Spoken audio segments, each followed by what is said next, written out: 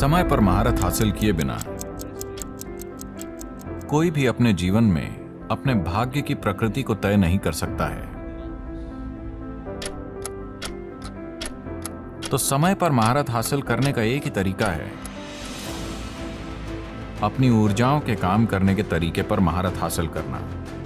अगर आप एक भाप इंजन की तरह काम कर रहे हैं तो बहुत समय लगेगा। अगर आप एक जेट इंजन की तरह काम कर रहे हैं तो बूम।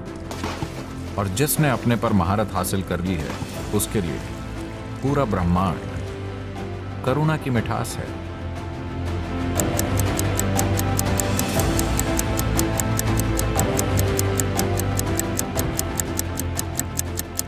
एक बार जब आप एक इंसान के रूप में यहां जन्म लेते हैं तो जीवन थोड़ा जटिल हो जाता है। अगर आप इस धरती पर किसी दूसरे जीव की तरह आए होते तो पेट भरा होने पर जीवन तृप्त रहता।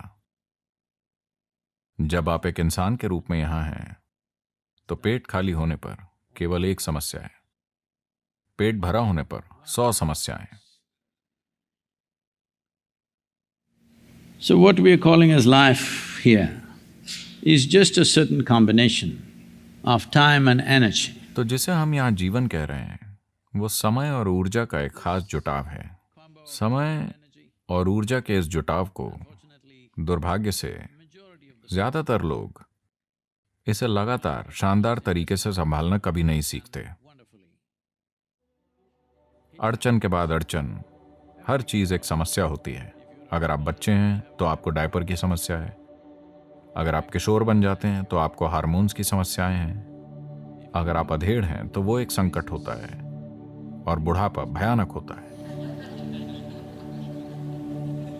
जीवन के हर दौर को लोग किसी न किसी समस्या की तरह देख रहे हैं। बेशक मौत एक गंभीर समस्या है।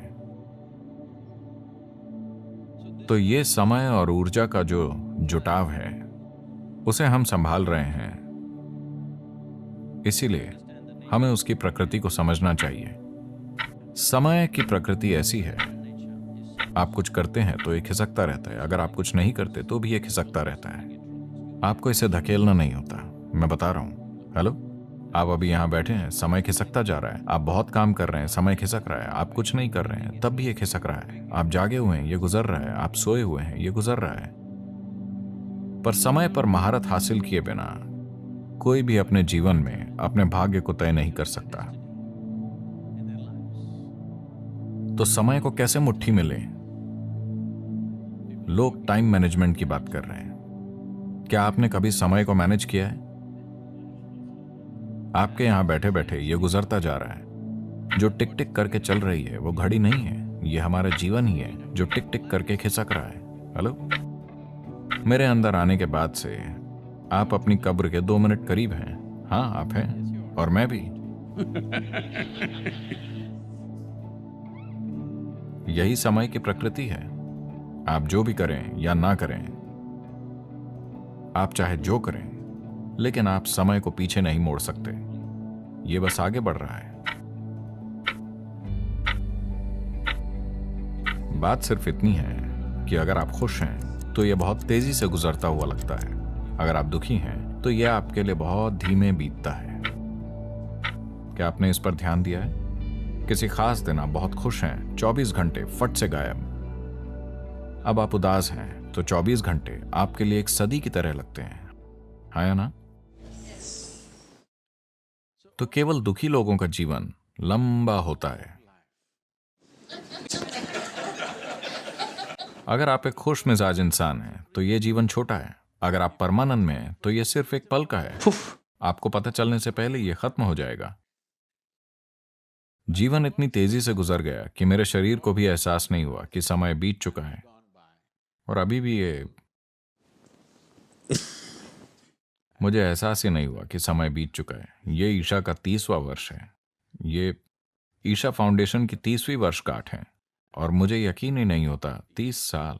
मुझे अपने अनुभव में ये 3 दिन जैसे लगते हैं, और इन 3 दिनों में या 30 वर्षों में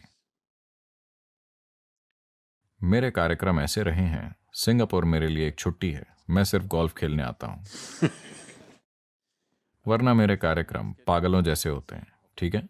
हर दिन कम से कम 20 घंटे हम लगे रहते हैं। मैंने अब तक मेरा एक भी हवाई जहाज नहीं छूटा है। एक दिन में कभी कभी मैं 6 हवाई अड्डों पे रहा हूं, लेकिन कभी मेरा हवाई जहाज नहीं छूटा। मैंने कभी कोई मीटिंग नहीं छोड़ी। 30 साल में एक भी मीटिंग में मुझे देरी नहीं हुई। लेकिन मैं समय को मैनेज नहीं करता, मैं खुद को मैनेज करता हूं। तो समय को कैसे संभालें? संभालने के लिए ये बहुत बड़ी चीज है। ये आपके हाथ में नहीं है, चाहे आपको अच्छा लगे या ना लगे। ये गुजर रहा है ना? हाँ, अगर आप यहाँ बैठते हैं तो ये गुजर रहा है, अगर आप इधर उधर कूदते फिरते हैं तो ये गुजर जाएगा। आप जो चाहे करें, ये गुजर जाएगा, है ना? लेकिन जो चीजें आप खुद के साथ कर सकते हैं उन्हें आप मैनेज कर सकते हैं। समय के साथ कुछ नहीं करना है।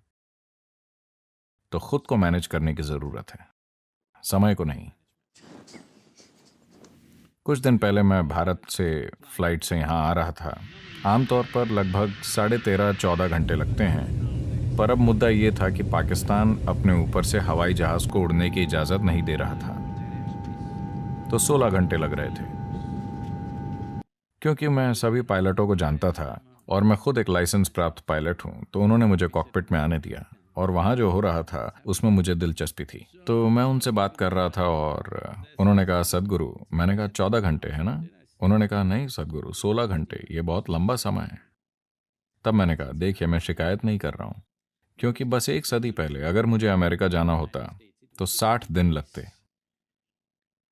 अभी 16 घंटे। मैं शिकायत नहीं कर रहा हूँ, मैं ठीक हूँ। मैं बैठूंगा, लेटूंगा, कुछ पढ़ूंगा, कुछ और करूंगा या आपसे बात करूंगा, लेकिन मैं 16 घंटे के बारे में शिकायत नहीं कर रहा हूं। 60 दिन 16 घंटे कैसे बन गए? सिर्फ इसलिए क्योंकि हम भाप से चलने वाले इंजन से जेट इंजन में आ गए हैं। हेलो, अचानक 60 दिन 16 घंटे हो गए। तो समय को अपने हाथों में लेने का सिर्फ एक ही तरीका है, अपनी ऊर्जाओं के काम करने के तरीके पर महारत हासिल करना। अगर आप एक भाप के इंजन की तरह काम करेंगे तो लंबा समय लगेगा। अगर आप एक जेट इंजन की तरह काम करेंगे तो बूम। अभी वो बता रहे हैं कि चीनियों ने एक हवाई जहाज विकसित किया है जिससे आप बीजिंग से न्यूयॉर्क तक 2 घंटे में पहुंच सकते हैं। वो कह रहे हैं कि 2028 तक वो इसे कमर्शियल रूप से तैयार कर लेंगे। 2 घंटे। तो ये समय पर महारत नहीं है, पर इसका नतीजा समय पर महारत है।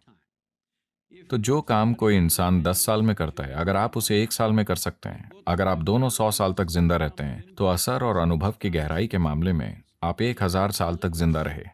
हेलो, सिर्फ यही तरीका है जिससे आप समय को अपने हाथों में ले सकते हैं, और जिसने समय पर महारत पाली है उसके लिए पूरा ब्रह्मांड करुणा की मिठास है। एक बार समय पर महारत पा लेने पर उसके जीवन का अनुभव इसी तरह का होगा।